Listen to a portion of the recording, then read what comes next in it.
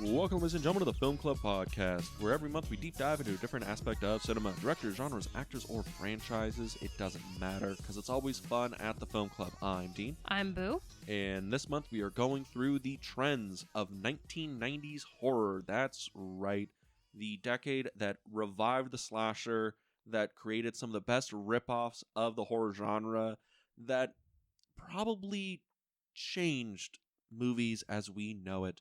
And we're going to start with... I Know What You Did Last Summer. That's right, a movie that changed everything by ripping off Scream. Yes, but more importantly, you're forgetting it's October. It is October. Happy October, everybody. And I mean, what better way to celebrate this month by going back to the 90s? Don't we miss the 90s? I think we all miss the stability of the 1990s, the cartoons, the movies, the food. The Boo Buckets. The Boo Buckets. Goosebumps, trick-or-treating. What a time to be alive. What a time to be alive. But that's right. So for the whole month of October, it's the 90s at the Film Club. And we decided to start with, because we've already done all the Scream movies. We have, and I mean, technically, this was written before Scream? Yes, it was written before Scream by Kevin Williamson, who wrote Scream. Who wrote Scream, Scream 2, Scream 3, 4, 5. He's written all of them, or at least has a heavy hand in the writing of all of them. And he wrote this right before. It's based on a book, and we'll just get to the whole production of this, of how it came to be. Because Scream comes out in 1996, I believe. December. It's a Christmas movie. Scream is a Christmas film, fun for the whole family. So Scream comes out in 96. It becomes an overnight sensation. Yes. Biggest thing in fucking movies. And it basically revives the slasher genre. Because I guess if you look at it, the slasher genre was kind of dead. DOA. DOA. That's a good way to put it. Most slasher movies were either direct-to-video or they were very much relegated to the B-movie slot. Like, I can't think of any major slasher releases in the 90s before Scream, really. No. Like, there's stuff like Jason Goes to Hell, which, not a good movie. No. I think there's like one or two Freddy's, I think, in the 90s. I know there's New Nightmare, but that's later. That's after Scream. I know there's, what is it, Freddy's Dead? I think so. But I don't know if there's that many other ones, because the 80s was like the boom period. You get like a slasher movie every fucking year. The Halloweens, the this, that. Like, Halloween had Curse Michael Myers in the 90s that everyone fucking hates. Yeah. So basically, slasher movies had basically been thrown asunder. Scream comes out. Wes Craven takes Kevin Williamson's script and changes the landscape. We can make these movies, we make them more self-aware, make them meta, and people fucking love them. Yeah. And because Scream gets so big, they go to Kevin Williamson and ask, you got anything else? And he pulls out a old dusty script, I Know What You Did Last Summer. No, it was like, wow, you gave us Scream. We'll take what you have. Yeah, that's a much better way to put it, because he became the golden boy overnight. They're like, anything you put your hands on is gold. Give us a script, because they believed the writing was what made Scream popular and not Wes Craven's direction. Little did they know. Yeah. So Kevin Williamson gives them the script for I Know What You Did Last Summer, which is based on a book from like the 70s. Yeah, which I didn't know. And the book is kind of not like the movie at all. The book is straight up like a teen thriller mystery. Yeah, it's a mystery, and what I didn't know, apart from it being a book, was that the author of the book, her daughter was actually murdered. Yeah, and she kind of wrote this not inspired by said events, but as maybe as like a cathartic therapeutic experience. And she was pissed that, they rewrote this and worked it, and it turned into, a slasher movie. Yeah, and it's like, I get it. I totally get that. That's got to be so difficult that you live through this experience. You wrote this to kind of help yourself, help your heart kind of heal a little bit, get yourself working. And then it kind of pulls you back to those feelings of, losing your child. Yeah, I mean, like, we can get into the whole, like, ethics of changing things like that, but at the end of the day, people cash checks, right? Yeah. But I Know What You Did Last Summer gets, like, immediately greenlit. If Scream comes out in 96, this comes out in 97, it is, like, an immediate turnaround. Yeah. There is no waiting. They're like, we want to release this ASAP because the Scream skillet is hot. Oh, yeah. So they're going to strike, and they pull together probably like the WB actor lineup for this. We have like Freddie Prinze Jr., Sarah Michelle Gellar, Jennifer Love Hewitt, Ryan Phillippe. Phillippe.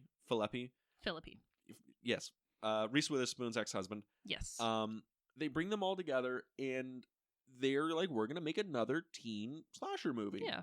You've never seen this film before. No, I'm a diehard Scream fan, so it was just kind of like... Why would you take Diet Scream? Exactly. Like, I don't go diet anything. You go full cane sugar. Scream is the Mexican Coke of sodas. I see.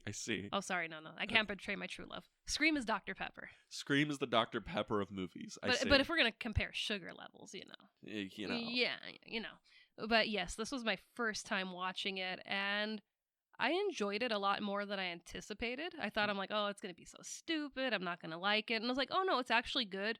But I felt I knew a lot of it because it's been so used in pop culture. This is the heavily parodied one. It's like, I've seen this in Scary Movie. I've seen this in, other TV shows. SNL lampoons it a fair bit. I mean, there's even a Boy Meets World episode where they parody it. It's one of their Halloween episodes, and Jennifer Love Hewitt is part of that episode. And it's like, oh, okay, so it's like, I more or less know, but, I've never been in this universe. So I was kind of like, okay, these are all brand new people to me. Who's the killer? Why is this happening? Is this really this boy that, may have killed himself or not killed himself? It has everything you like in a movie. It has a little bit of a mystery. It has a little bit of drama. It has, it has a horror element to it that's not like gratuitous gore. It's like more suspenseful. Yeah, it's not gore fest. It's, it makes you use your brain. Who are these people? Why is this happening? And it really pushes your moral compass because it makes you sit there and it's like, if I got into this with my friends, what would I do? And it's like, yeah, I'd totally be the Jennifer Love Hewitt, not the screaming and crying and twirling. You would twirl. No, I don't think I'd twirl. You bust a twirl out every once in a while. Only on the rarest of occasions will I bust out a twirl. But it's she just loves lying to you all. She twirls constantly. Nah. But it's, that question of, would I be able to do this? And it's like, no, I wouldn't be able to do this. It's like, yeah, you might get in trouble and you can't explain what the series of events, that happened. But it's like, no, my first thought wouldn't be, what, I got a lot going on after graduation. Let's just dump the body. Pretend like it never happened. That is a key element of this movie, is it opens with a moral question that I feel most people would have just been like, guys, just like fucking turn him in. You're gonna be fine. Like, yeah, it'll suck, but like it was a legit accident. Yeah, and I mean, I love that it sets it up in the way that it does, where it's like, well, the driver's gonna smell like alcohol, but I'm trying to think in the 90s, like I'm sure we had breathalyzers back then. Mm-hmm. So it's like, so he's still gonna have to. We're gonna get into the stupidity of their decisions. That's why it's just like it was just driving me crazy. It's like I get it. You're teenagers. That's the point of this. You're not adults yet. You're still kind of learning and figuring this out. But it's just like, come on, really? This is the decision you make? Honestly, I'm so fascinated that you kind of got into the movie. It's spooky season. I know it's spooky season. I put any horror movie in front of you, you're in. I'm in full form. Before, November comes and the sad pumpkin on the porch that's just kind of, kind of eh. Yeah, and, dying, and then I'll be back, next October. I see. Well, I'm just fascinated you kind of got into it because to me, this is, I think we called it like Diet Scream, yes. Right? And I'm going to apologize to all the filmmakers and everyone who went into making I Know What You Did Last Summer with us constantly comparing it to Scream, but guys, that's kind of like the crux of I Know What You Did Last Summer and the conversation around it. Yeah, it's like I don't have any, negativity towards the people that made this film, the actors, the writers. It's just, it's two very different projects. Yes. But my thing is, this feels like a store brand Scream. Like, I could see this. Made for TV. See, that's the thing. The whole production and everything to me feels very made for TV-esque, and it might just be because it has a very it has a style of a like WBCW production. It looks like a very like well-made TV movie. Like, don't get me wrong, like well made, but nothing about this screams big cinematic experience, right? No. So I would say that I didn't hate it. I have no ill will towards the movie. It's just nothing about it excited me, you know? Yeah. Nothing like stood out as like, that's a great shot. Oh, that's a great performance. Oh, that's a great kill. That's a great gag.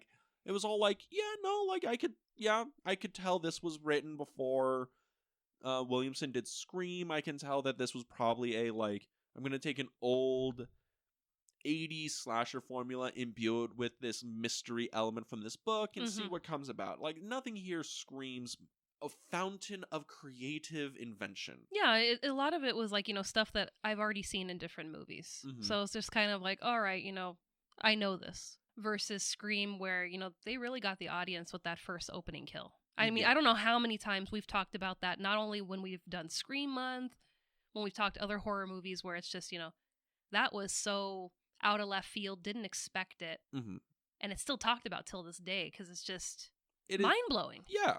Well, I think we've beaten around the bush enough. I think it's time for us to talk about I Know What You Did Last Summer in earnest, because this movie opens with some great 90s butt rock. Yeah. Soaring over California. Yeah. Well, North Carolina, but whatever. So it's based. I just like how the opening shot is just us flying over the ocean like we're in Soaring Over California in Disneyland. Well, a little ahead of their time. A little ahead of their time. And we kind of stop on this guy, and he's drinking on a cliffside, playing with a little amulet toy thing. I was trying to figure out what that was. I was like, it's like a little spinny necklace thing. It's not a fidget spinner. It's not a fidget spinner. I don't know what it is, but he's playing with it on a cliffside, and he's drinking, and the implication is he's going to jump, or he's like down in the dumps, but then we get fireworks. Yes. Now, this is the opening of the movie.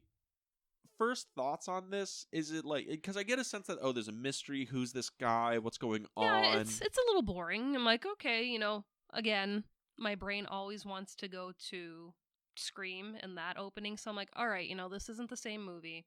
I'm like, all right, maybe we'll figure out who this guy is, or maybe this is the guy that starts the series of events.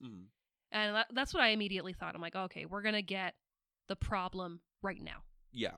And it's like, no, it's 4th of July, and we're in the village at a it's a 4th of July like under the sea festival, because it's like a fishing village. A beauty fest, or they have beauty queen. They have a beauty pageant on 4th of July, and which is kind of random. I don't know if it's that random. This is supposed to play off of, it's like, it's very small town America. They have a beauty pageant. It's a fishing village. It's not a lot going on here. I mean, I guess, beauty pageants are very, America. Very America. Very America here. Because this is also where we get to meet our teen leads at the beauty pageant, right? Because Yes. we have Helen, played by Sarah Michelle Gellar. She's like winning the beauty pageant. Yeah. Her boyfriend, Barry, is hollering in the fucking rafters, "Go, babe, yeah, woo!" And then Ray and Julie are there for like emotional support. They're, Julie is the best friend, and Ray is her boyfriend. Yeah. The dynamic of these 14 friends, I'm putting that in quotes here, is really the driving force of the movie. Yeah. Because without all 4 of them kind of being in this situation together, none of it really works. Now, we're going to get to like when the relationship changes with the accident, whatever, but just starting off here, right?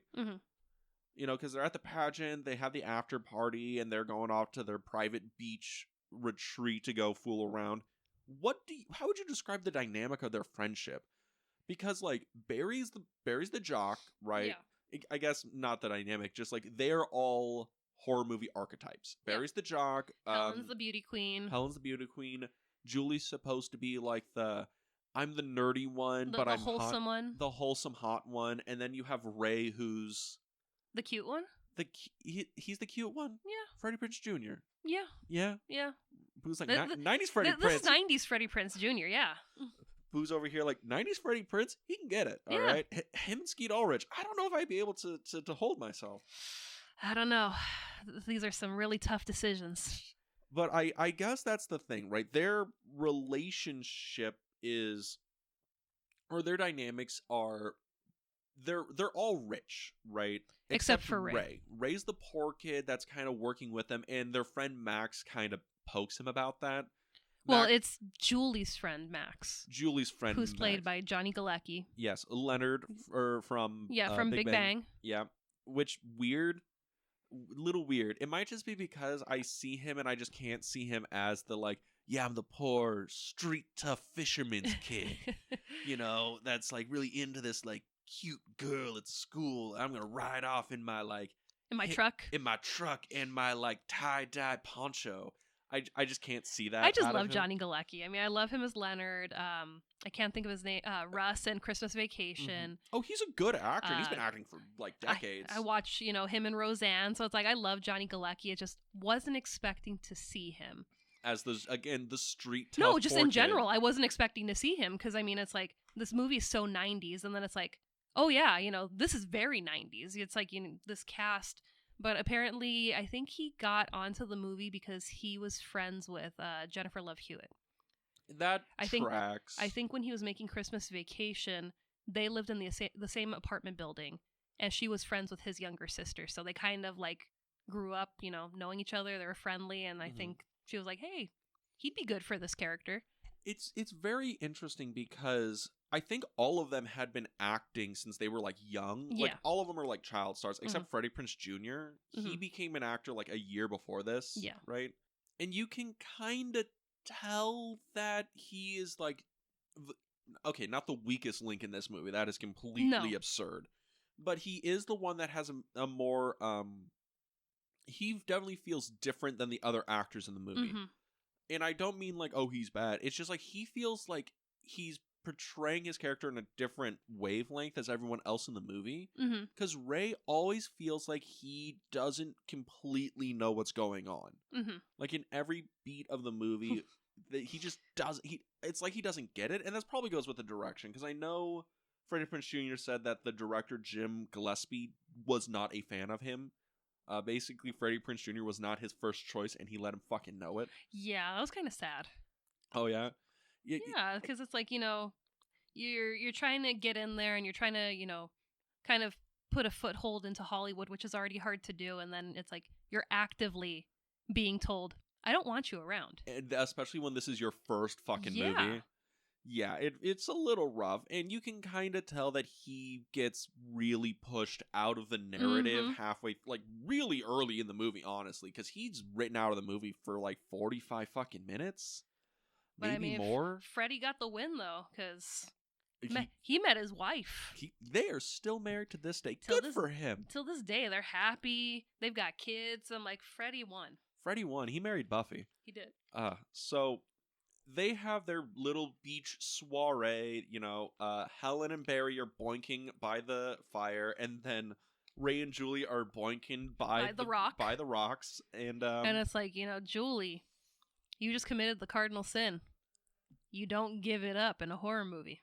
She didn't know she was in a horror movie. Up until this point, this is just a nice teen coming-of-age summer movie. No. I mean, it kind of is, though, on the real. Like, everything up to this point is like, yeah, we're going to go off to school after this. Going to college. This is the ending scene of their, like, Greece. Like, their summer, or their school year. Their last, their senior semester. Yeah, their senior semester, right? It's Man, we made it through. We made it through. Sorry. Everyone, don't worry. Everything's okay.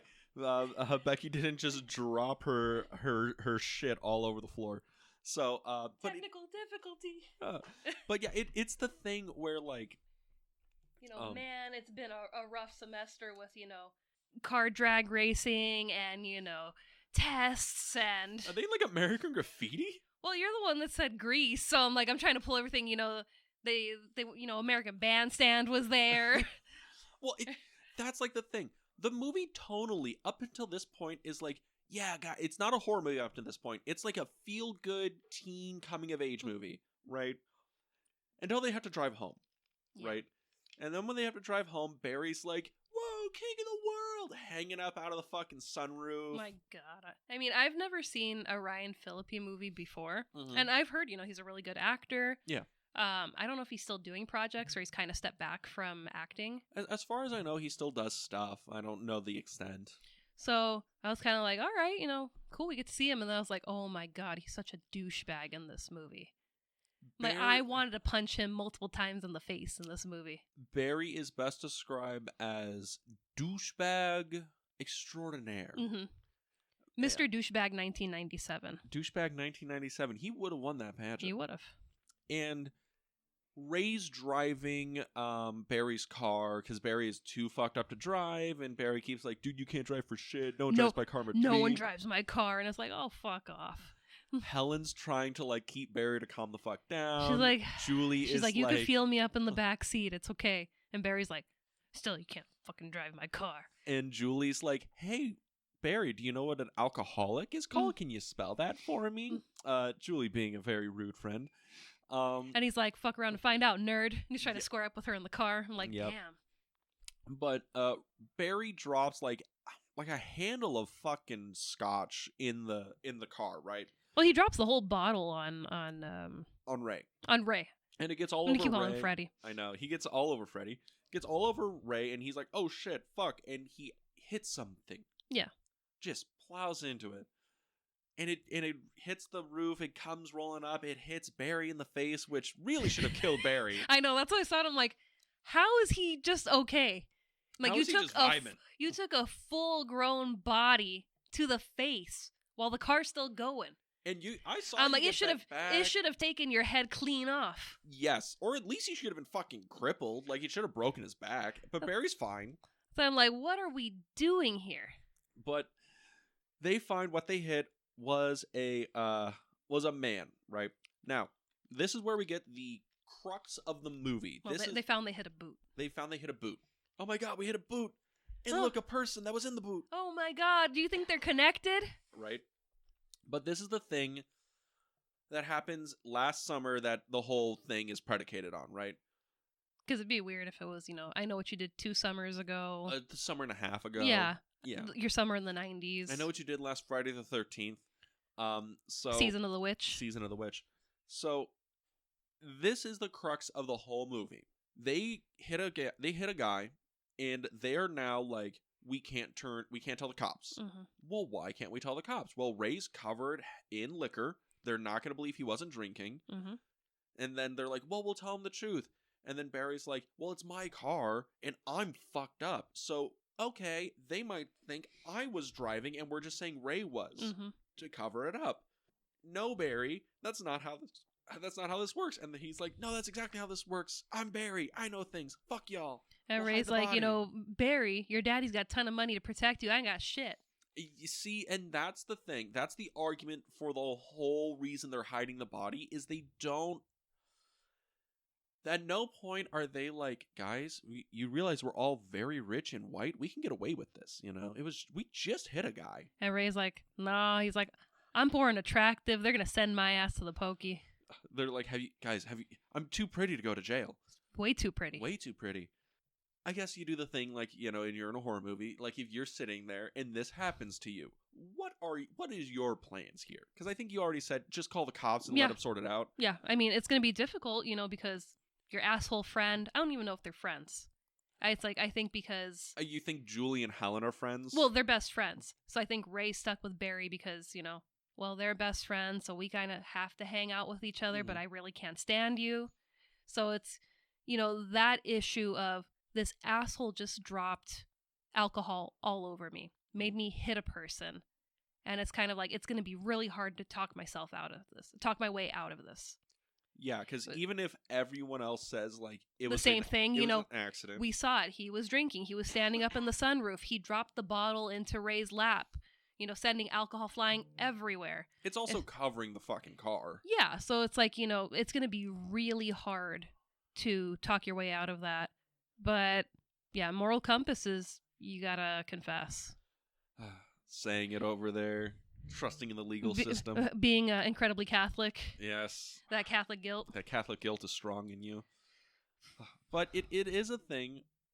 It's like, I'm trying to look at it from my perspective here, and it's like, I can kind of see what they're getting at, right? There's very few ways they get out of it scot-free, and I think that's the issue, right? They want to get out of it scot-free, no repercussions, and the problem is there will be repercussions no matter what. They did hit a guy. Yeah.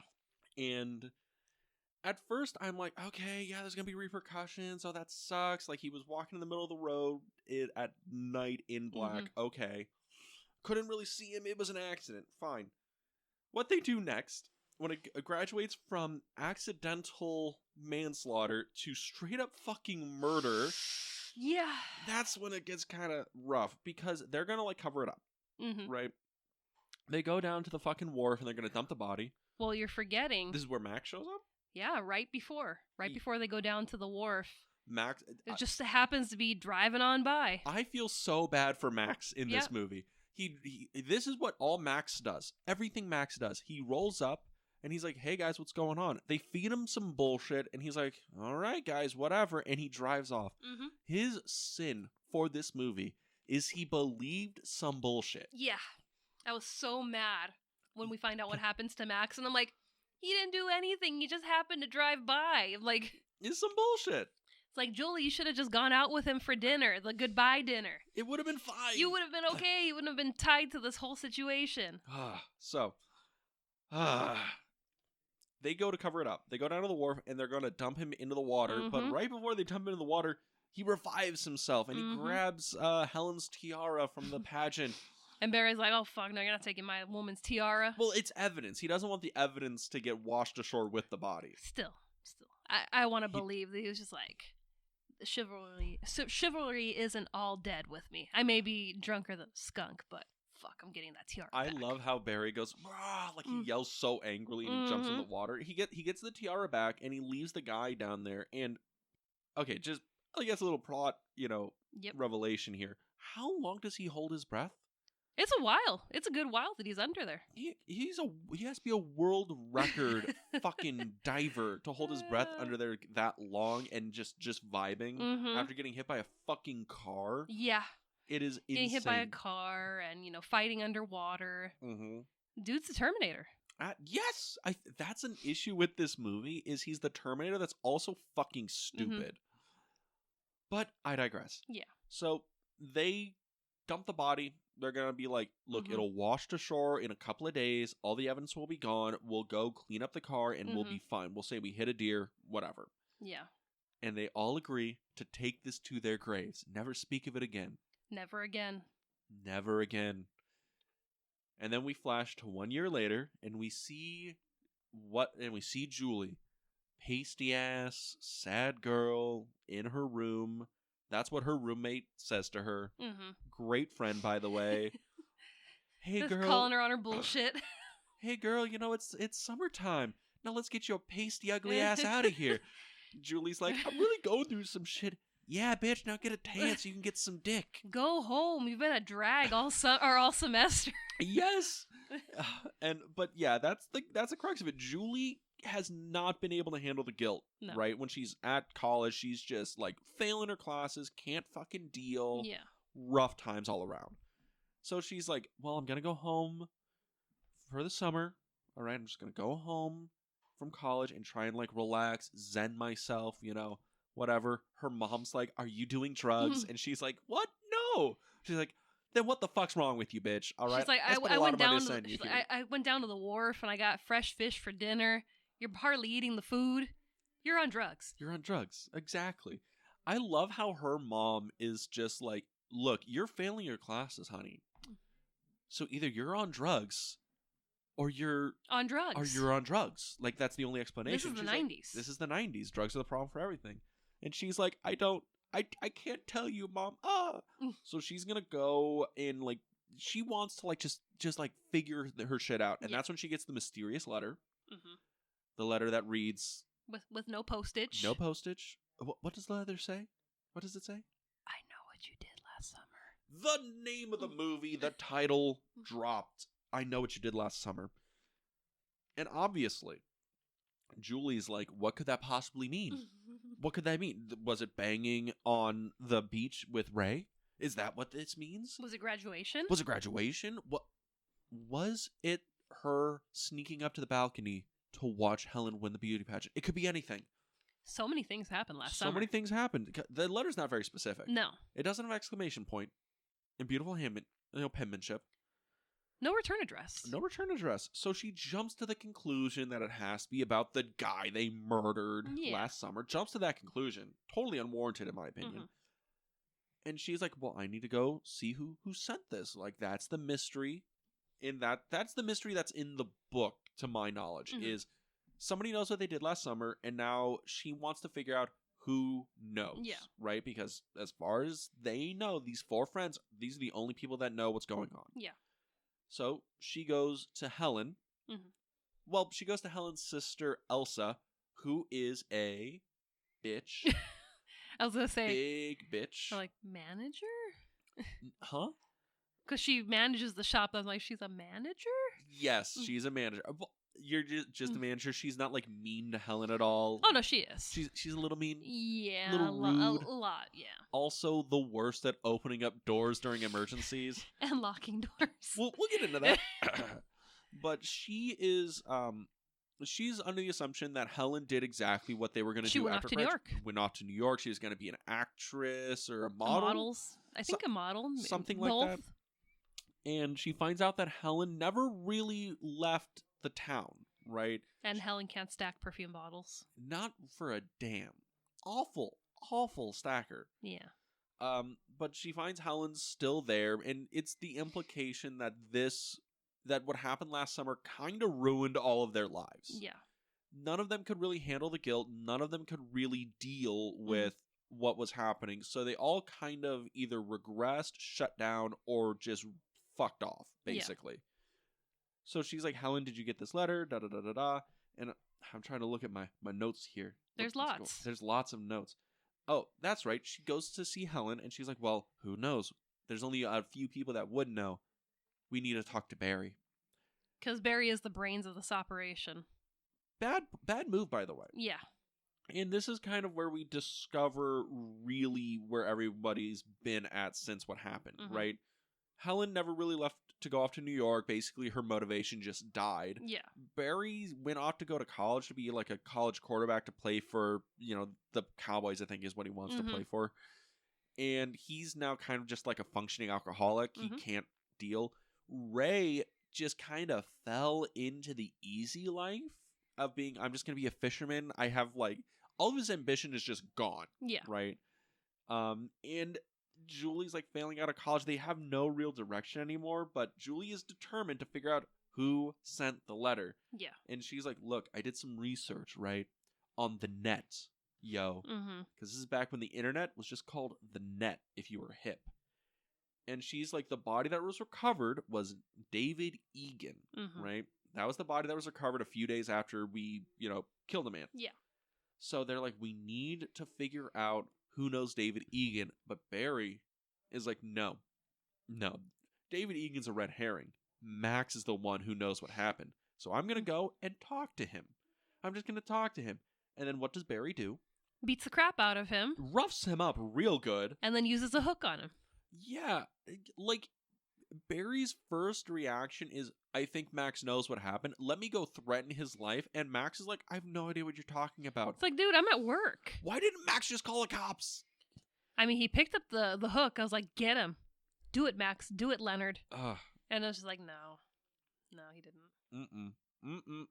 And then this is a thing about the whole movie that annoys me, right? Is all Max's greatest sin is he believed a lie. That's it. Yeah. He didn't. He's like, oh, you didn't like get out and check and all this stuff and blah blah blah. No, he just believed the bullshit they told him, and then he is our first kill of the movie. Yeah.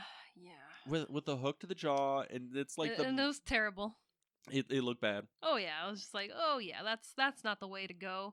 But it's like all he did was drive by. Yes. Also, this is a weird thing about this movie, right? Because I know we call it like it's a Scream ripoff, whatever. Mhm. It's a slasher movie. The movie's not really that much of a slasher film. No. It's really only a slasher in the last 20 minutes, 30 minutes, something like that, when they start like actually killing people. Yeah, because I mean, not a lot of people die in this movie. No, I think in total of on-screen death, it's like 3 people, maybe. And it's a thing where I don't really get how this is supposed to work for the killer. If I think it's 5. Is it 5 people? I think it's 5 because it's spoilers. It's gonna be Max. Yeah.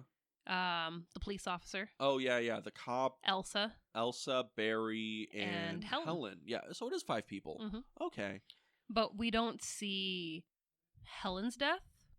I mean, they kind of... We know she dies. We know she dies, but it's not, gruesome like we're watching it happen. It's just, we're seeing shadows and we're seeing, the blood and this. Yeah, so we're not seeing it full on. Barry, it's the same thing, the lights are getting in the way, stuff's in the way. It's the flash of here's the hook, here's him screaming, here's the bloody on the hook, here's the wound. It's stuff like that. Yeah. But it is a thing that the movie's it's not bloody, like, really at all. It's not gory, really at all. And the blood's really cheap in this movie, too, where it's like, it's so red and so thick. I'm like, that's...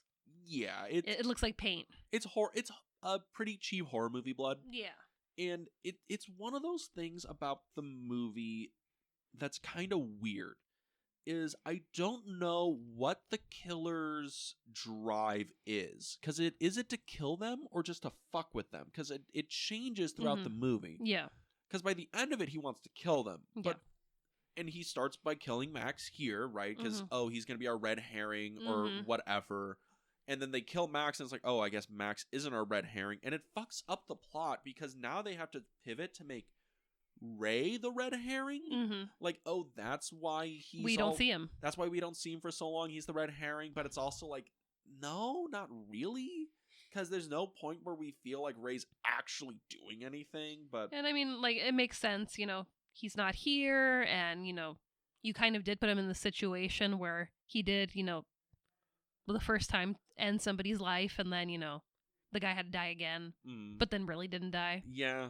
I mean, it gets really exemplified in the next plot beat here. Because then right after Max is killed, Barry, he goes and hits the gym. He gets a mysterious, like, message about his car. His car gets stolen.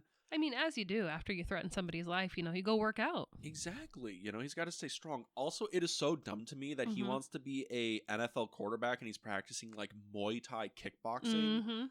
And I'm like, dog, you hit the fucking squat rack. Yeah. Do some bench, do some curls. You don't need to learn how to do roundhouse kicks and fuck up your hands punching a bag if you're going to play for the fucking NFL, my guy. Whatever. Yeah. What does Dean know? So he goes and chases down the guy who tries to, like, steal his car, but it turns into Barry getting fucking laid out by this fucking Honda Civic here. I mean, he's a pretzel. Oh yeah, he gets smashed in. But that's the thing. The killer hits Barry with the car, runs him through like a wall onto the wharf. He's in the sand, and the killer's standing over him with the fucking hook. Yeah. And at first, I'm thinking like, oh shit, okay, so Barry's gonna die now. Same. Right, we're getting into the slasher stuff, and we just cut to the next day, and Barry's in the hospital with, like, a cast on his arm and a couple of cuts on his face. Like, really, you just got sent flying through a wall. You were hit by the car itself. Yeah. Shouldn't you be dead? I mean, but then again, he should have been dead in the first, like, 40 minutes of the movie. He took a full-grown man to the face and was just, going at least 55. Oh, it's not my blood. And it's just like, bruh. Yeah, dude. How could it not be your blood? You should be like, I'm very concussed. I don't really know where I am anymore. I think I can't feel my legs. It's a thing where I don't get this point of the movie. Yeah, me either. Because the killer wants to kill them. Barry even says, like, if he wanted me dead, he would have done it right there. And it's like, yeah, why didn't he do it? And it's explained in the book where it's like, no, he wants to torment them. Yeah. Right?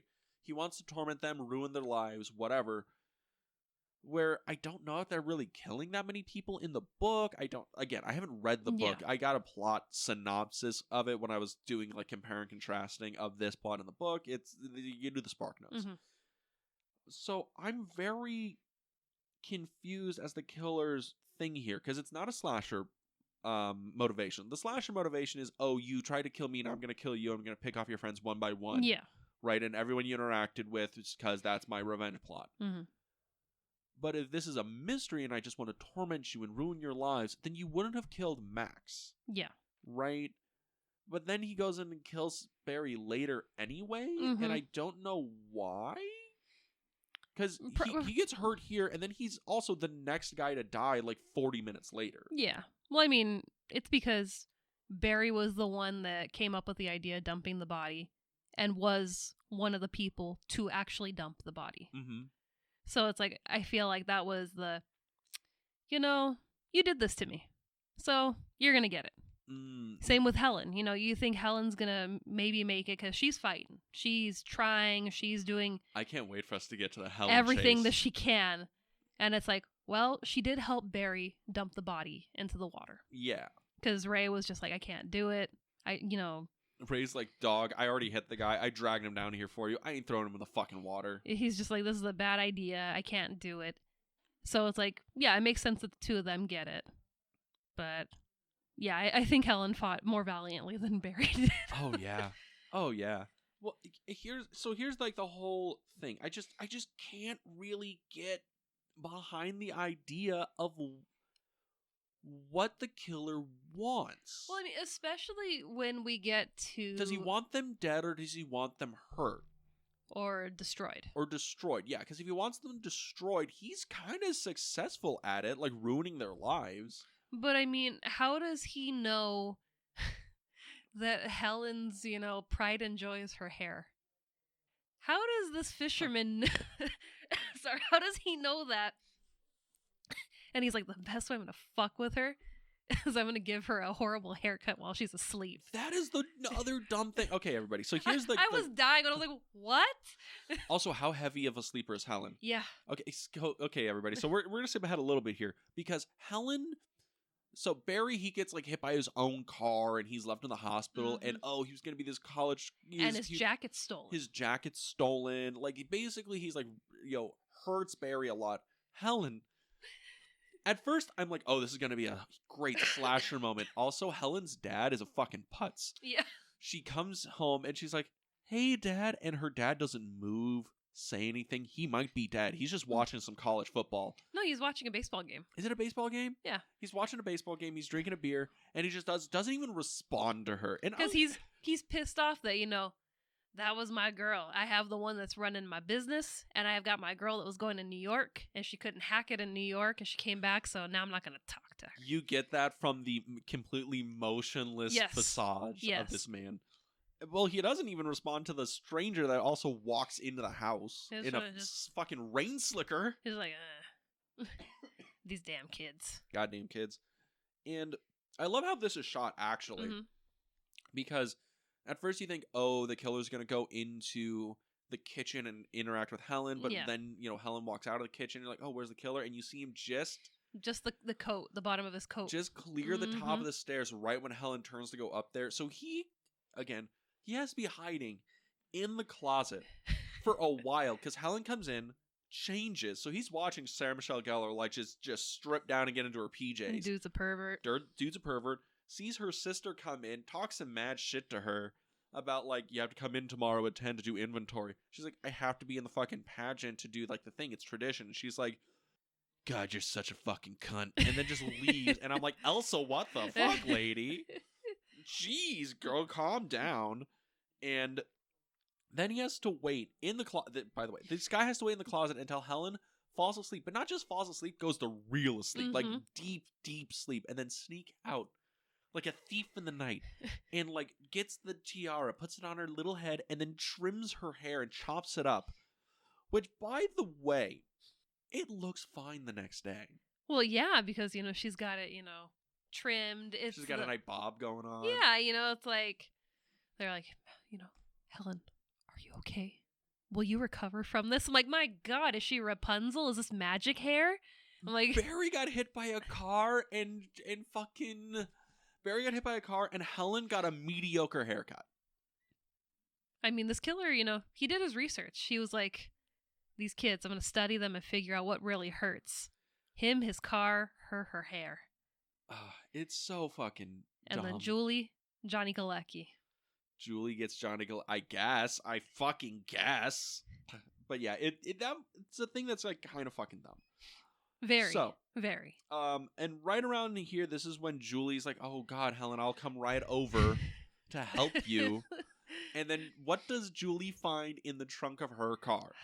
Dead Max. Dead Max and a bushel of crabs, live crabs and ice in the trunk of her car. And she's like, "Oh my God, no!" and runs off to go get Helen and Barry. She does the Phoebe Buffet run. It's an episode of Friends where her and Rachel, let's get into running and let's do it. And Phoebe just kind of runs, arms flailing, and Rachel's just like, "Oh my God, why do you do that? That's so embarrassing." And she goes, "It's more fun that way." But I mean, that was the image that I got of Jennifer Love Hewitt when she's saying, "Oh my God." Yes. So they go to fucking she goes and grabs Barry and Helen. They come back, and this is a part of the movie where I'm like bull fucking shit. Okay, so I don't know if you've ever been to like a fish market. Yes. All right, fish markets kind of smell. Yes. Smell like low tide, kind of bad. Fish, yeah. Fishy. Crabs smell like really bad. Yeah. If you get a lot of them together. Yeah. You know what else smells bad? A dead body. Dead bodies. She should Julie should have gotten out of her house, keys in hand, be like, "Oh, I guess I gotta go over to Helen." Like, "Oh, what the fuck?" 3 feet from the fucking car would be You'd like, think so. "Oh God, what the hell is that?" But they come back. The trunk is cleared. Not only that, the trunk is dry. Yes. It's like the carpet's not even damp in the trunk. It's like, no, looks like, pristine, never happened. They pop the fucking trunk. I'm trying to figure this out, right? I'm trying to figure this out because the killer put all that shit in there. Yeah. Right? Because Julie doesn't know Max is dead, so this isn't a vision of she's like, "Oh, what could this be? Oh my God, no." Because she doesn't know Max is dead, so there's no reason for her to think, "Oh, he's dead in the trunk of her car." So this isn't an imagination. The killer put this shit in here. He had been following her. Julie runs off, and he's like, "All right," and he busts a bitch right up in there in his pickup. The car that honks at her, that's him. Is that him? That's him. When she takes off running and she runs across the street and the car honks at her, that's him. So Okay. Meanwhile, she's running. She's left this car in front of somebody's house, and he's just like, "All right, time to shovel it back into my truck and, throw Max in the back of my truck too." Like, makes no sense. There is no way this guy could have, because, okay, putting a body in there and the crabs, whatever, and the ice, sure, that could take you like fucking 5 minutes, 10 minutes, whatever. But retrieving it? Yes, getting all the ice out, drying it off, relaying the jack, the tire iron, the little tools, okay, all that.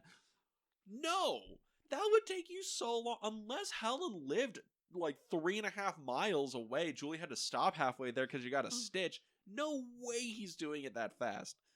Again, there's plot things about the movie that are like, "Oh, that's a really freaky image." You think about it for 30 seconds, it's like, the guy's like, having his morning coffee, looking out the window, like, is that guy moving a body from that lady's trunk into, not my fucking problem. Not my fucking business. All right. We're a nice little sea town. Nothing like that happens here. No, nothing like that happens here.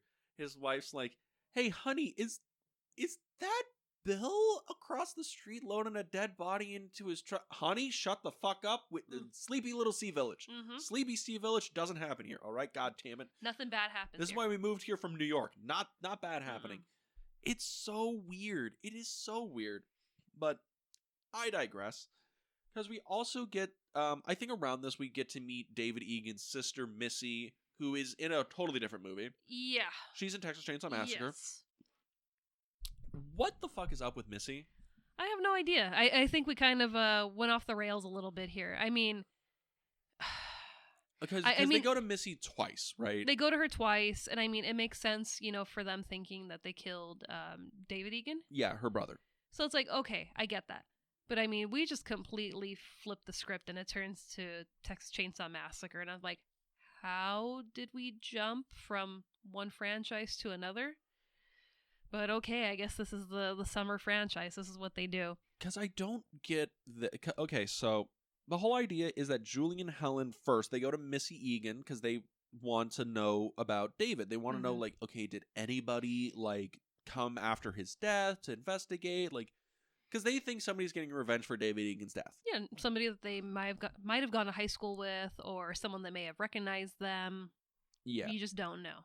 But the whole thing about Missy Egan is, at first, they're like, oh, she lives out in the boonies. She lives out, like, far, right? She's like a country girl. But she doesn't live in, like, a...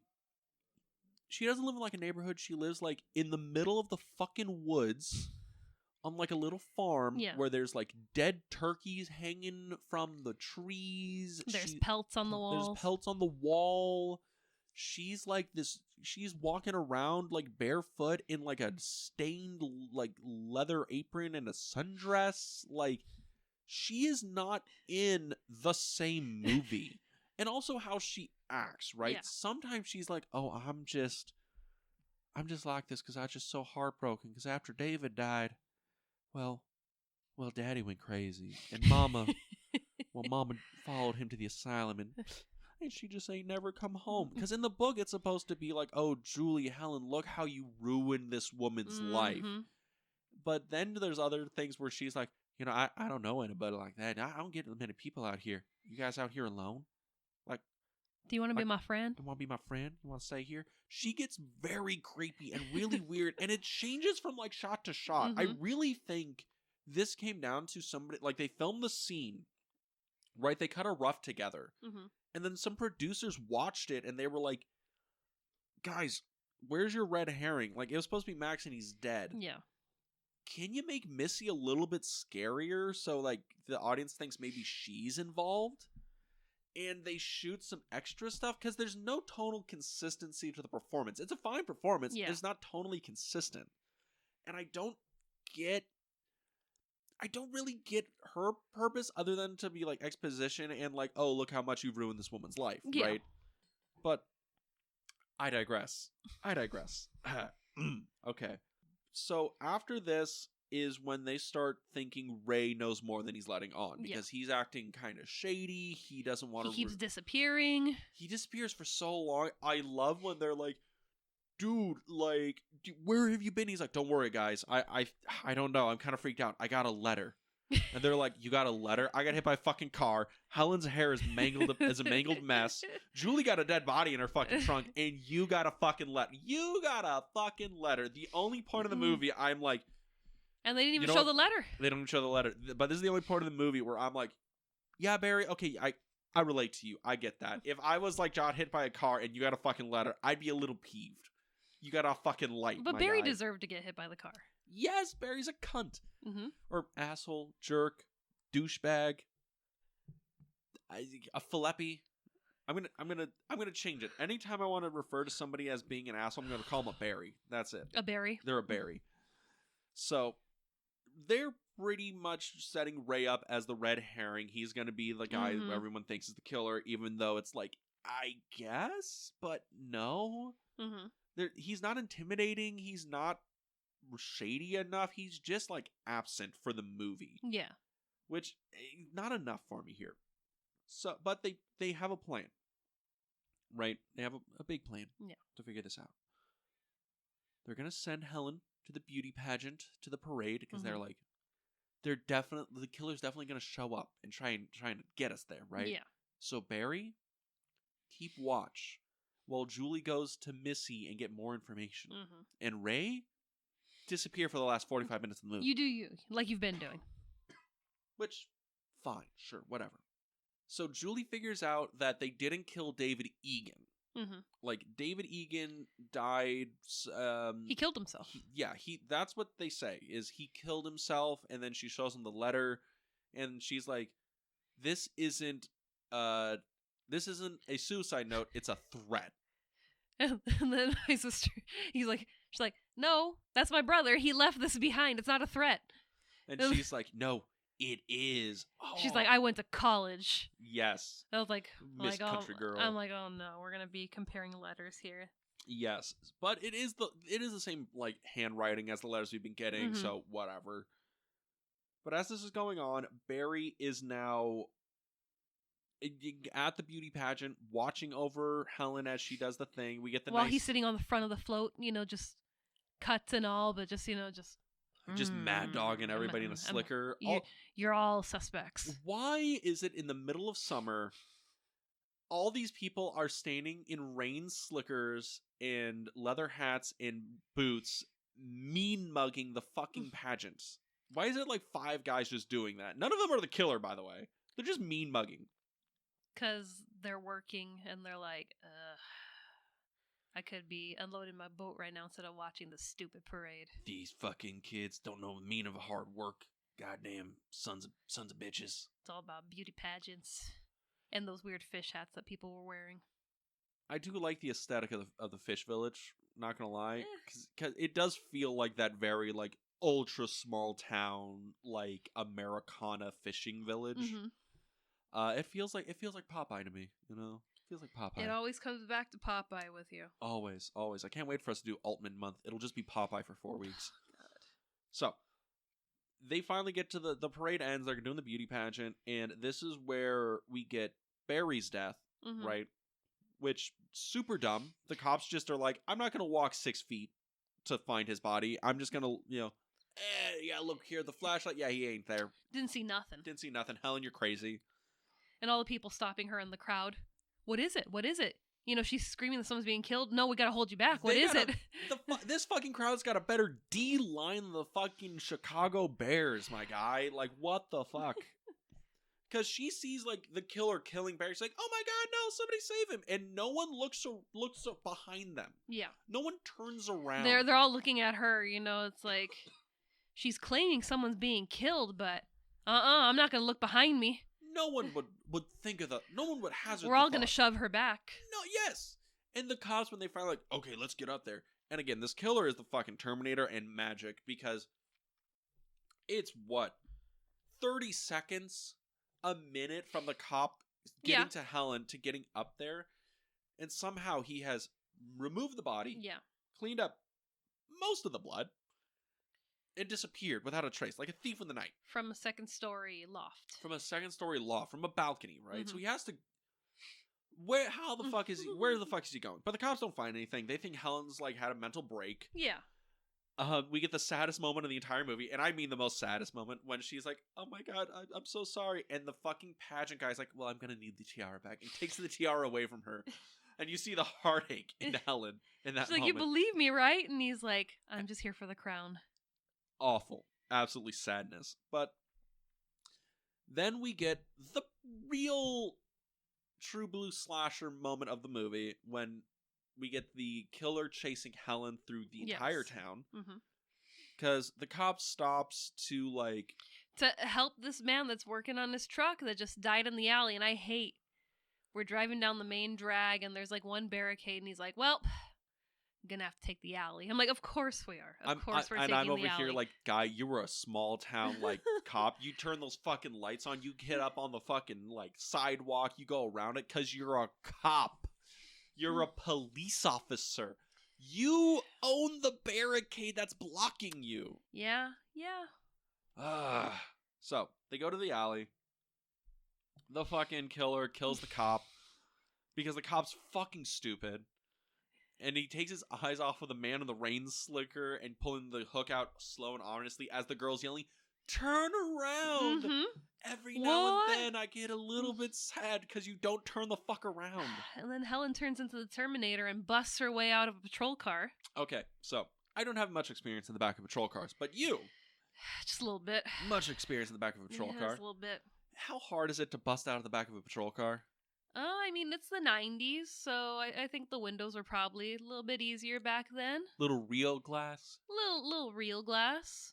Not like now where you have the bars on the windows now, so you could still probably break the glass, but you can't get out.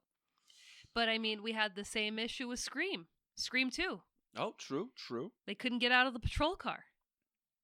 Or the detective's car. Oh, that's true. But I mean, same kind of setup. There was a cage and the windows were regular, but it's like, How is it that Helen was able to bust out and Sydney and her roommate couldn't bust out of the window? They had to crawl over Ghostface to get out of the car. Oh God,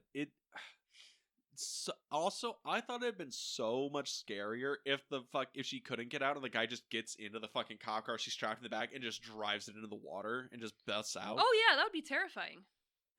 It also would have saved us, again, 20-something minutes of a Helen chase. I mean, yeah, it does go on for a while where he's just chasing Helen, and we got Elsa, the world's, slowest. I need the keys to give everybody the lead up here. Helen runs across town, I guess, across the courtyard. This guy is just slow walking behind her. Mm-hmm. Just like fucking Michael Myers. Even though he's pacing himself. He's pacing himself.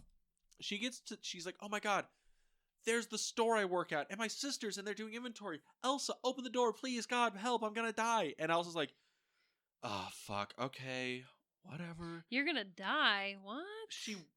Someone's chasing you, what? She's like, oh, what's going on? She slow walks halfway to the door. She's like, forgot the keys. Turns back around. Grabs the keys. Like, I can't believe I have to do this. Helen's still like, oh, please, God, no, I don't want to die. I'm too young to die.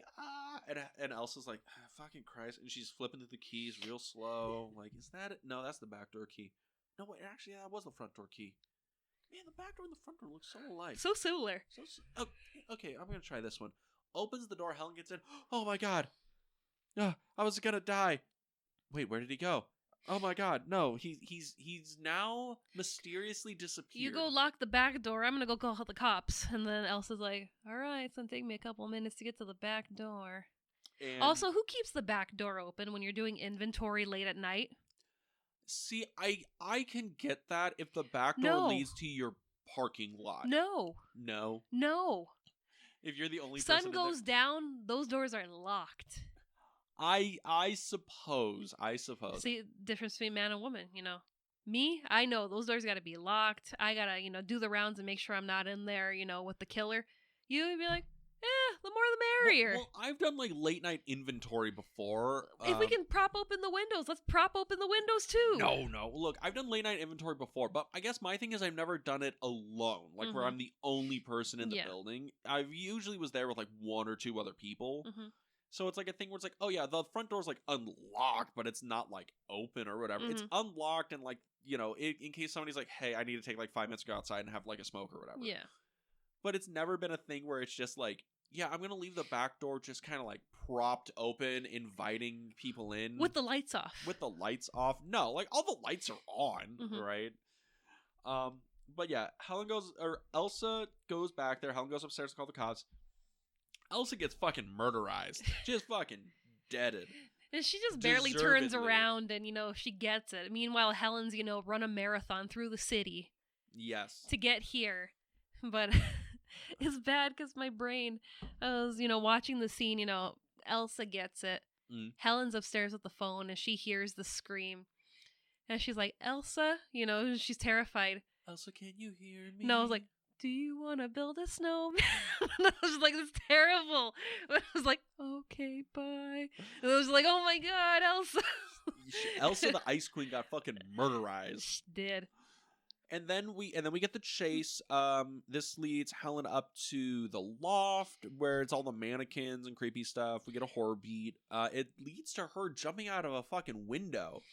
Well, I mean, I do love that we have the mannequins that are all covered with plastic. And it's like we've seen it in a bunch of horror movies. A bunch, and it's like you can so clearly tell that it's him under the mannequin or under the plastic tarp, and it's just the two of them are kind of like, well, who's gonna make the move? Are you gonna jump at me? And then he tackles her through two tables, like, God damn! This is some fucking WWE shit right here. I was like, where are the refs to call it? That was a mean one. Damn, she's dead. Oh my God, she's dead. She's dead. She's broken in half. I mean, she runs to the platform. She's pulling up the rope, pulling herself. Yeah, getting up the loading bay thing. And he's just like, all right, I'll take the stairs. Just mildly walk up the stairs. And it ends up with Helen jumping out of like a second or third story window. I think it was maybe a second story. Yeah, she just yeeted herself out the window into the trash pile below. And in the book, that's where the chase ends. Mhm. Like, she falls out of, like, a second-story window into, like, a group of people. Like, there's supposed to be, like, falls out of that window, and there's supposed to be, like, a couple of people out there, like, having a smoke from next door. And that's where it ends, right? They're like, this woman fall from the sky? Yeah, she literally jumps onto, and there's, like, people there, and the fisherman's like, Tret, you lost me again. But there's more people, and she runs off, and she's running towards the parade, right? This parade that's been going on for, like, 9 hours. It's like, will it ever end? No wonder the fishermen are pissed off about it. And she's almost there, gonna run into the streets and be safe, and the killer somehow has teleported in front of her. Yes. Knew exactly which alley she was gonna turn down, hidden behind tires. Stacks and stacks of tires, got her, pulled her into, like, this little tire alcove, and murderized her. Yeah. And no one hears her. Well, no, because the band's going by, you know, drums are going, instruments are going, and it's just, you know. No one has peripheral vision. No one sees this hook flinging and blood flying. They've been on this parade route for 12 hours at this point. They're like, we might be at the finish line. I'm not looking away. I'm looking towards the end. I suppose. But this leads us into, like, the end stages of the movie, because this is where Julie finally gets to Ray, right? Figures out that Ray has been talking to Missy this whole time. He's Billy Blue? Billy Blue is the name of his boat. And she's like, clue. Yeah. I guess since we kind of skipped over it, Missy was like, well, there was one guy that was talking about David, like, last summer. And he came and asked. He said he was a friend of his, and we flirted for, like, a minute. Yeah, and his name was Billy Blue, and finds out that was Ray. And Ray was going to see Missy because he felt guilty and wanted to, like, figure out, you know, if this is who they had killed. Who the guy they killed was. And Julie, who has already figured out that it wasn't David Egan they hit. It was this other guy. But now it's like, no, it's still now it has to be Ray, obviously. And there's a chase, and then this fisherman comes out and, like, knocks Ray out and tells Julie to go in his boat. Backhands the shit out of Ray. He backhands the shit out of him, sends him flying. And he goes, child, hop in my vessel. And it's just like, what? And this is where we finally get to meet the killer. Yeah. The killer unmasked. He changed his clothes. So, we figured this out. This has been throughout the movie, I guess, is David Egan accidentally killed his fiancée, Sally or whatever? Susie. Kills his fiancée, Susie, in a car accident 2 summers ago.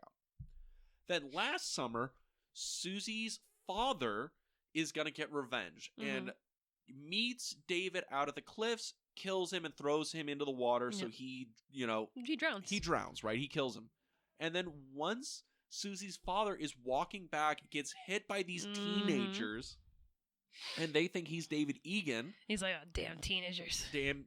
So they throw him into the water, and he survives. Yeah. So they think they killed David Egan, but really Susie's dad, who is named something I forget. Susie's dad. They kill Susie's dad. So they think they killed David Egan, but really Susie's dad killed David Egan, and now Susie's dad is like, well, I can't go to the cops because they'll ask why I was out there, so now I have to get revenge and justice my own way. Yeah. So he is now systematically taking revenge for them trying to kill him, even though he killed David Egan. And it was really his karma, instant karma. Yes, his instant karma, so he could have taken a knee on this whole thing and have been fine, but he's a revengeful prick. Yeah. Who also I'm still explaining. Who also, after getting hit by a car, somehow was able to hold his breath for I don't know how long, swim back to shore, heal himself back to, and not get found out by all of this. I thought you were going to give us a hoo-ah with that one. Hoo-ah! You know, great ass. And yeah, so Susie's dad is the killer, yes, right? Who we have not seen in this movie at all. He is not a character. No. In this film, other than the slasher. Yeah. We only get the idea that he is the person because of Julie's investigation, right? But it's still a thing where she figures this out right before Helen dies, I think. Yeah, and she's on her way to them to say, hey, I figured out the killer. And it's like, no, meanwhile, everyone's been, you know... dead and it's over. It's done. So there's an issue with this because this is a fuck you mystery. And I think I've talked about this before. Where a good mystery, in my opinion, it's all subjective, is a good mystery is one where if you follow along with the characters, you could deduce who the killer is for the most part. You have a good guess. Yeah. Right? You don't know for sure, but you could be like, I'm 95% sure that this is the killer, right? Based on the same information the characters in the work have. And I arrived at the same conclusions as they do throughout the story, right? I don't feel left out. It's not like a thing where, well, the killer's obviously this person. Well, why? Because there's this piece of evidence that I didn't tell the reader about before this. And that's what this kind of is we know who the killer is because the plot demands we know who the killer is at this point through a plot contrivance.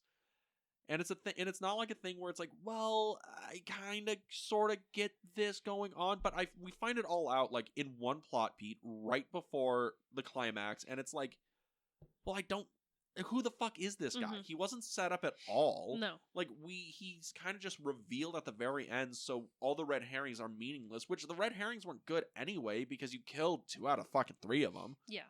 So it's like, I guess whatever. So I don't like the ending all that much of the killer reveal. Also, the killer is somebody who should be this magical being who can teleport dead bodies and also is like ultra strong and I don't get it. Like, the killer's dumb. Yeah. Yeah, he is. He is? Yeah. Were you excited about the plot reveal? I was kind of like, well, like, that's a twist, taking it back to, David Egan, but it's not him. It would have been his father-in-law. Yeah. So it's kind of like, okay, that's an interesting twist. But it's all revenge. But he's the magical father-in-law. Where it's just kind of like, that's a little weird. I get it. You're a fisherman and you work on a boat and you're strong, but I mean, I don't think you should be Terminator strong. I also don't think you should be able to teleport. That's kind of weird. And then, having Julie trapped on his boat and, I'm going to run this way. And I'm like, Julie, it's a boat. There's only so far you can go. I love how infinitely large this boat is. You just keep going further into the depths. And it's just like, wow, this boat has so much space in it. Not up top, but below. It's just levels and levels. Levels and levels. I mean, I do love when she gets the flare gun. And she's like, I know how to load a flare gun and use it. And he's like, I'm just going to jerk the ship just a little bit. And there goes the flare gun flying over the edge. I'm like, bruh. Get wrecked in dirt. Like, bruh, come on. And this is the final climactic fight, right? The final girl versus the serial killer. And then we have, Ray manages to get onto the boat and trying to help save the day. And it's a whole fight where Julie finds all the dead bodies. She finds that Susie's dad has been planning this for a whole year. There's pictures and this and that and newspaper articles and oh my god, he's been tracking us. And big climactic fight finally ends with the killer, Susie's dad, getting his hand stuck in the rigging of the boat, right? He gets pulled up, his hand gets ripped off with a hook on it, and he gets flung off into the ocean. And I love this part. This might be my favorite part of the whole movie. This is the most like for real thing I've ever seen in cinema, right? Seen in this moment. The cops are there. Julie and Ray are like, "Oh my god, I can't believe it's finally over. He's gone. He's dead." And the cops show up and they're like, "Hey kids, do you know why he would have wanted you dead?" And they look at him and like, "We have no idea. Not a damn clue." Nope. This whole movie is predicated on them covering up their lies and bullshit, and they're just like, "Yeah, no idea, my guy. Not a clue." If they came clean right there, no franchise, it would have been over right here. If they were just like, "Yeah, we think we might have heard him last summer." Like, no, they're just like, "No idea." Well, we're still teenagers, so no, we gotta lie. Not a clue. Not a fucking clue. And they finally are like, well, we can't find the body yet, but he'll wash ashore eventually. Yeah, eventually. He'll, roll back up on shore. Yeah, they always do. They always come back. And that's it. And then we get the 1 year later, the sequel bait, where we have Jennifer Love Hewitt in a towel in a locker room. I love you more. No, I love you more. I love you more. Oh, you're going to ravage me, aren't you? Oh, yes, I will. Yes, they're having a great like conversation, and then Julie sees as the fog builds up in the shower in the mirror. It says, "I still know." Yeah. On the mirror, she's like, "Oh my god, he's still alive!" And then the guy bursts through the mirror, and then we cut to credits. Yeah. We get a nice sequel bait ending. Yeah. Because they thought this movie was gonna do fucking gangbusters. They're like, it fucking slapped. They were so sure I Know What You Did Last Summer was gonna be fucking huge, and I mean huge. They thought this is the next Scream. Yeah. Right? They thought this was gonna do gangbusters. That on the home video release, they had the trailer for the sequel before they had greenlit the sequel. It's literally just an alternate ending to the movie and some music, and that's the trailer for I Still Know What You Did Last Summer on the fucking home video. Oh god. Yeah, so this movie gets released and does fucking well. Yeah. It's riding on the high of Scream. It's like the next big It's thing. a new horror film. Yeah, it does gangbusters, right? But I want to know, at the end of this film, how did you feel as your first time watching? As a first time watcher, do you feel you now know what they did last summer? I do know. There's a lot of bullshit that went on last summer. A lot of bullshit. No, it was a fun movie. I mean, it works out the brain, lets you try to figure out what's going on in the story, but I'm like, yeah, you could have done this better. Yeah, I'm on the same track. This is like, I think, God, this is an old term we used on this podcast. Fine and fun. It's fine. There's nothing wrong with it. It's fun enough. Wow, yeah, you haven't used that in a long time. I was like, fine and fun. I was like, oh, that's right. That's an old term. Yeah, but that is. That's how I would describe it. This is fine and fun. There's nothing wrong with the movie other than like dumb plotty things, but a lot of movies have dumb plotty things. Yeah. And it's fun. Like, there's enough fun stuff in the movie. It has a nice little mystery. Like, oh, there's some fun little gags going on. But it's not nothing to write home about. No. This isn't my go-to meta slasher, if I'm being honest. I mean, I want to watch the sequel now. I don't know how many sequels it has. I believe there's 2. I Still Know What You Did Last Summer, and I Always Know What You Did Last Summer. The sequel has Jack Black in it. Oh, okay. Yes.